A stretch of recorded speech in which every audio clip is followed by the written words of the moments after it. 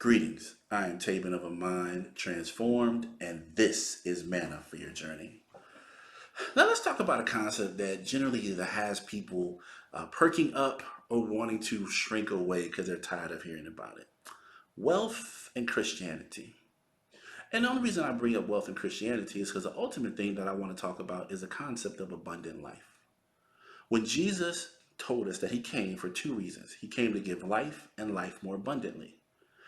The Bible also tells us that he came to give life and everlasting life and life. It depends on the version and the translation, but ultimately he's talking about abundant life.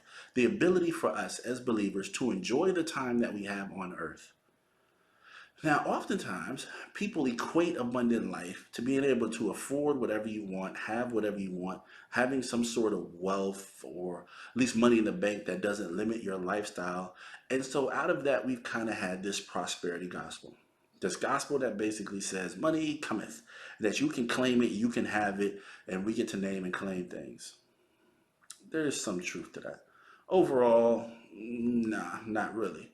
But because there has been like a prevalence of a prosperity gospel, there has also been a prevalence of a poor gospel, where people then teach you not really may not have anything because it may not be what God wants for you. Because look at Jesus, it says he said birds have nests, foxes have holes, but the Son of Man has no place to lay his head.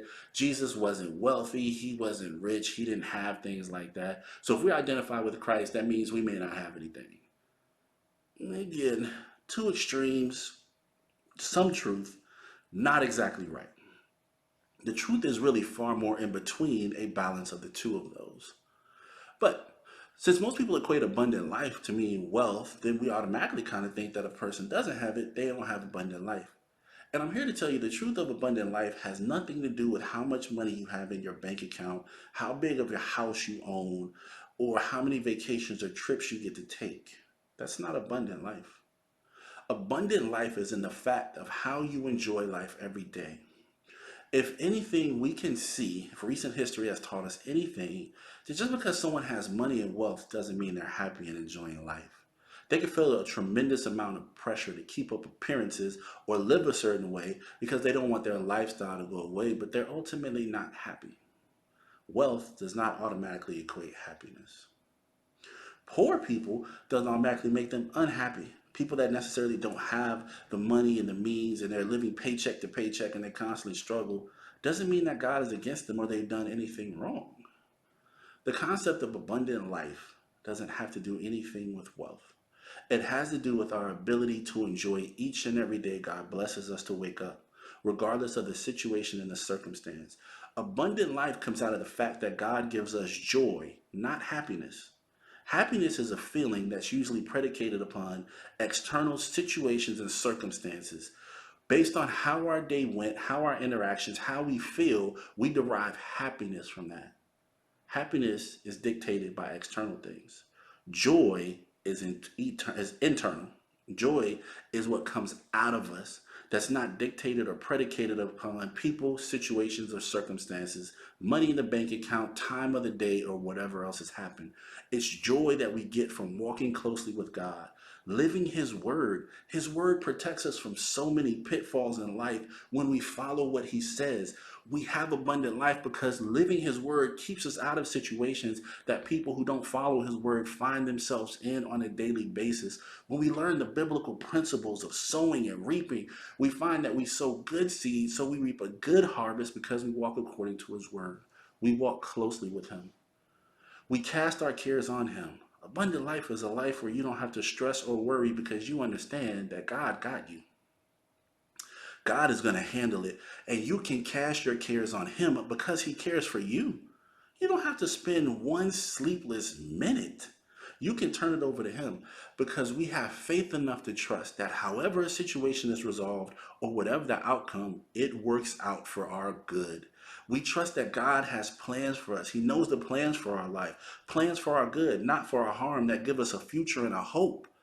When we start having those things, that joy can bubble up from inside of us. We know we have access to that peace that surpasses all understanding, where everybody else around us can be freaking out, as they say, and we can be totally calm and at peace. It's that peace that allowed Jesus to sleep on the boat in the middle of a storm while the disciples were running around, going crazy basically up there, trying to figure out how Jesus could be sleeping. We're dying.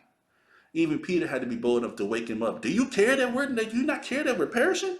You're sleeping and we're dying out here. That type of peace that will have people in the same situation as you, stressed and worried, while you can sleep peacefully and comfortably. That's abundant life. That has nothing to do with what's in your bank account. My brothers and my sisters, you have access to abundant life today. Jesus said it is finished. We just have to follow his word. Allow him to guide us. Lean not to our own understanding. In all our ways acknowledge him. And regardless of the situation or circumstances, whether he leads us through the valley of the shadow of death or to a mountaintop experience, we can enjoy the life we have on earth. But that comes with us fully submitting our life to him. Romans 10:9 and 10 says, if you confess with your mouth that Jesus is Lord. Is he Lord of your life today? Does he get to dictate what you do? Does he get to say yes to what he chooses and no, and you accept that? Or do you try to make your will his will and justify what you do? You have access to abundant life. Even in today's pandemic, war-filled world, with all the hate and animosity and bigotry and racism that happens amongst all races, you can still have abundant life. Choose it. Just like you chose to walk and enter into a relationship with Christ, choose the abundant life he has for you by truly letting him guide your life. And whether he leads you to have everything you've ever wanted, more money in your account than you could ever spend, or if you don't have all the money, but he meets all of your needs anyway, doesn't matter. You can have abundant life. So my question for you is, will you choose it? Well, that's all I have for you today. Again, I'm Taven of a Mind Transformed, and this has been Manna for Your Journey. Be blessed.